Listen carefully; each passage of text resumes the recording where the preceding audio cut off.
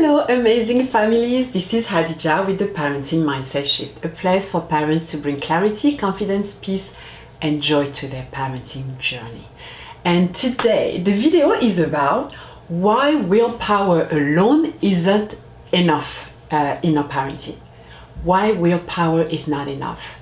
So if you found yourself saying, I will use my willpower and I won't yell at my kids, but then it didn't quite work out as planned, you're not alone. And in this video, I want us to explore 3 reasons why willpower falls, and most importantly, what can we do about it? So of course, this video is inspired by the book and the work of Kelly McGonigal. She explored the science of willpower and is the science behind self-control and willpower. So the book that I read a few years ago is The Willpower Instinct, and that's what I want to talk about. So according to Kelly McGonigal, willpower, the definition is the ability to make choices aligned with your goals and values, even when it's hard. And I love that, even when it's hard, because sometimes we just think it's by creating easy habits, it's done, right? So I choose to link my 3-point summary of her work to my parenting journey. And that's what I want to explore with you today. So first of all, understanding the mechanism. Like the book goes into inner working of willpower. It's explaining how it relies on the brain prefrontal cortex, and it can be depleted like a finite resource.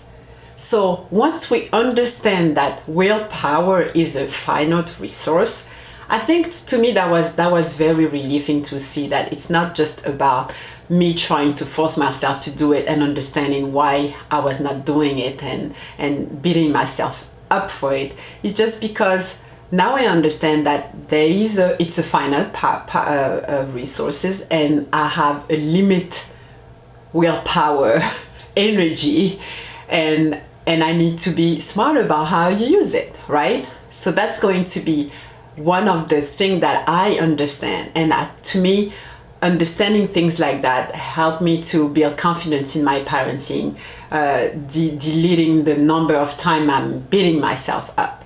So the number 1 was that, understanding that willpower has a finite resource. The second one is self-regulation.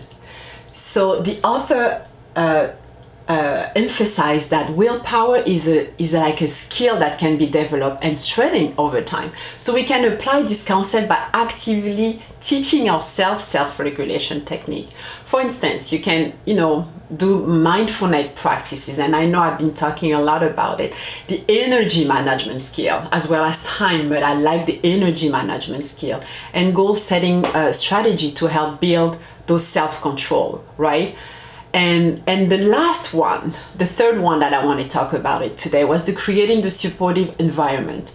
This book is discussing the importance of environmental factors in reinforcing willpower. So we already feel it in our body when the house is a mess. It affects our mood and energy. The clutter is not helping boosting our willpower to do what we want. So this applies to the food we eat. It impacts how we self-regulate. So if the environment has a lot of junk food, and then you try to work on your willpower to not eat the junk food, the best way here will be not to have the junk food in the house. So that's the idea, because for you to make the decision to always resist the not eating that is exhausting, and toward the end of the day you're not even trying to resist, and you just eat it without even thinking about it, because you don't have that energy. Like I said, number 1, it's a finite resources. So you will have different strategies that you can use, like you create a list of groceries that you want to set up yourself for success. You're setting up routines that reduce the decision fatigue, like knowing what to do every day. Delete that. Personally, I set up reminders of my phone.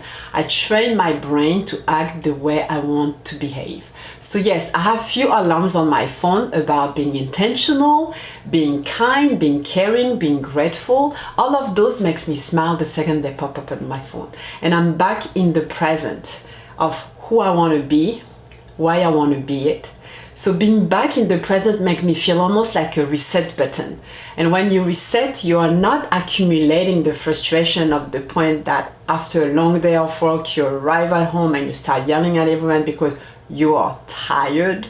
And of course, I don't say that it won't happen. It will. But the goal here is to try to diminish those days, not becoming an everyday thing. The goal is to have that once in a while because, hey, we are tired. But the point here is to know that this is something that it's a skill that you teach yourself, that you train yourself, and to make sure that you practice those things to make it your second nature.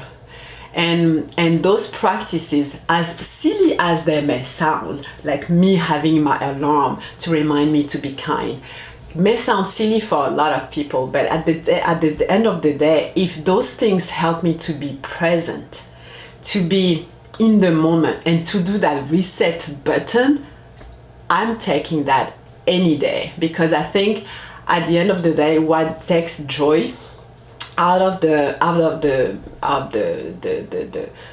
parenting journey is this lack of being present. If we are in the present, living in the moment, and being intentional about who we are, who we want to be, and be that, like the definition of doing the things we want to do that match our values and goals, that will allow us to have a happy parenting, right? And I think that's the idea, that's the goal, being more present and doing those different strategies to help us to delete that whole decision fatigue that we have at the end of the day. So yes, to summarize, willpower is not enough, because willpower is a finite resources.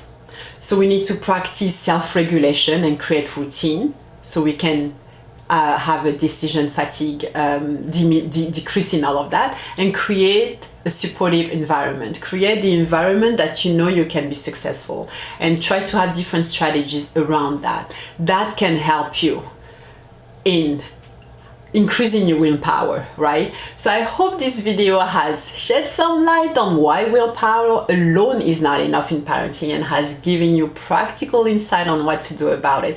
If you found this video valuable, please give it a thumbs up, subscribe to our channel, and share it with everyone. Again, thank you so much for watching, and I will see you next time. Au revoir.